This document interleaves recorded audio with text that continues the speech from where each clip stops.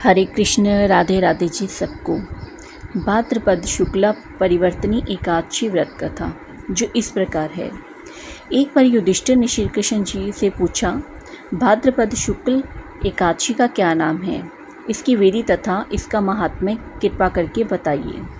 तब भगवान श्री कृष्ण जी कहने लगे कि इस पुण्य स्वर्ग और मोक्ष को देने वाली तथा सब पापों का नाश करने वाली उत्तम वामन एकादशी का महात्म्य मैं तुमसे कहता हूँ, जिसको परिवर्तनी एकादशी के नाम से भी जाना जाता है।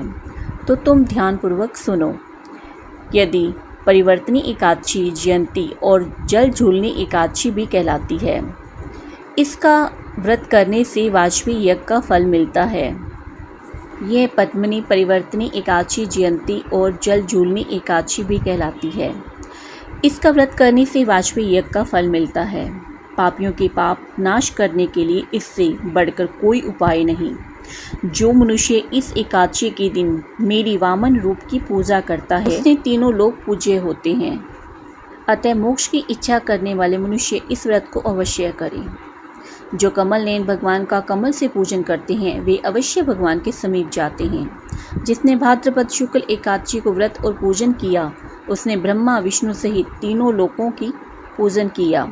अतः हरिवासर अर्थात एकादशी का व्रत अवश्य करना चाहिए। इस दिन भगवान करवट लेते हैं, इसलिए इसको परिवर्तनी एकादशी भी कहते हैं। भगवान के वचन सुनकर युधिष्ठिर बोले कि भगवान, मुझे अति संदेह हो रहा है कि आप किस प्रकार सोते और करवट लेते हैं तथा किस तरह राजा बलि को बांधा और वामन रूप रखकर क्या क्या लीलाएं की। चातुर्मास के व्रत की क्या विधि है तथा आपके शयन करने पर मनुष्य का क्या कर्तव्य है, सो आप मुझसे विस्तार से बताइए। श्री कृष्ण जी कहने लगे कि हे राजन, आप सब पापों को नष्ट करने वाली कथा का श्रवण करें। परिवर्तनी अर्थात पद्मना एकादशी की कथा त्रेता युग में बलि नामक एक दैत्य था। वह मेरा परम भक्त था। विविध प्रकार के वेद सूक्तों से मेरा पूजन किया करता था और नित्य ही ब्राह्मणों का पूजन तथा यज्ञ के आयोजन किया करता था। लेकिन इंद्र से द्वेष के कारण उसने इंद्रलोक तथा सभी देवताओं को जीत लिया। इस कारण सभी देवता एकत्र होकर सोच विचार कर भगवान के पास गए। बृहस्पति सहित इंद्रादिक देवता प्रभु के निकट जाकर और नतमस्तक होकर वेद मंत्रों द्वारा भगवान का पूजन और स्तुति करने लगे। अतः मैंने वामन रूप धारण करके 5वां अवतार लिया और फिर अंततः तेजस्वी रूप से राजा बलि को जीत लिया।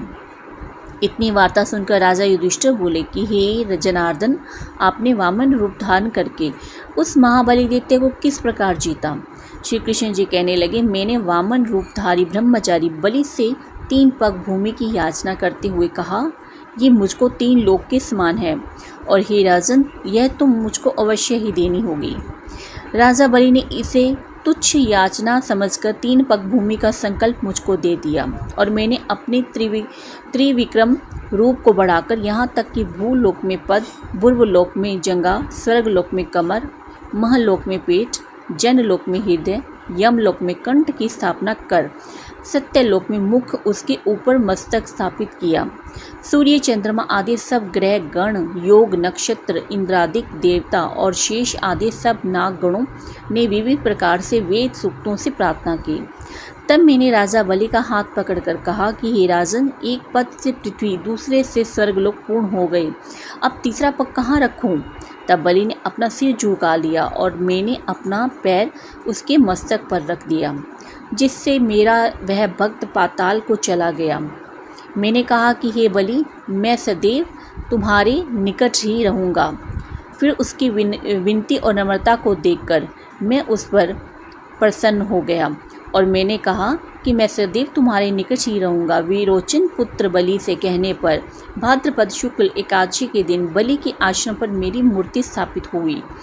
इसी प्रकार दूसरी क्षीर सागर में शेषनाग के पृष्ठ पर हुई। हे राजन, इस एकादशी को भगवान शयन करते हुए करवट लेते हैं, इसलिए तीनों लोकों के स्वामी भगवान विष्णु का उस दिन पूजन करना चाहिए। इस दिन तांबा, चांदी, चावल और दही का दान करना उचित है। रात्रि को जागरण अवश्य करना चाहिए। जो विधि पूर्वक इस एकादशी का व्रत करते हैं, वे सब पापों से मुक्त होकर स्वर्ग में जाकर चंद्रमा के समान प्रकाशित होते हैं और यश पाते हैं।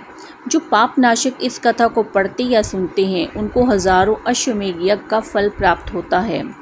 एकादशी महारानी की जय। इसी के साथ एकादशी कथा समाप्त होती है। हरि बोल हरि बोल हरि बोल। राधे राधे जी सबको।